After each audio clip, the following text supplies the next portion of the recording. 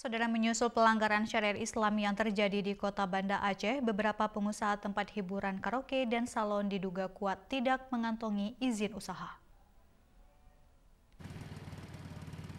Masih adanya tempat hiburan karaoke dan rumah kecantikan di Banda Aceh yang tidak mengantongi izin usaha, maka hal ini menjadi sorotan anggota dewan dan sempat heboh berita di media.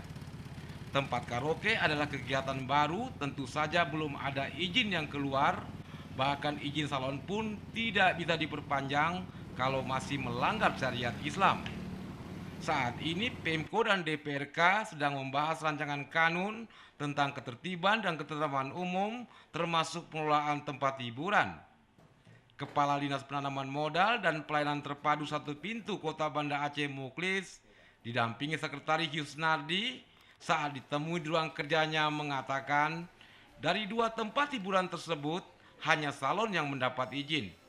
Itu pun karena perpanjangan izin mereka urus tahun sekali dan selama ini pengusahanya juga tertib melayani salon kecantikan khusus wanita.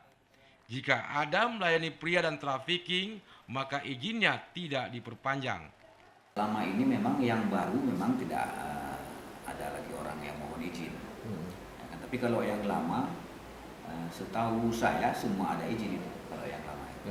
Itu sama. Dan selama ini saya juga masih memperpanjang izin-izin yang sudah sudah beroperasi di Kota Banda Aceh.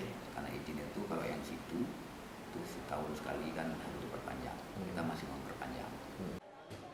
Pihaknya hanya sebatas mengeluarkan izin saja dan soal pelanggaran atau penindakan kewenangan Satpol PP dan WH.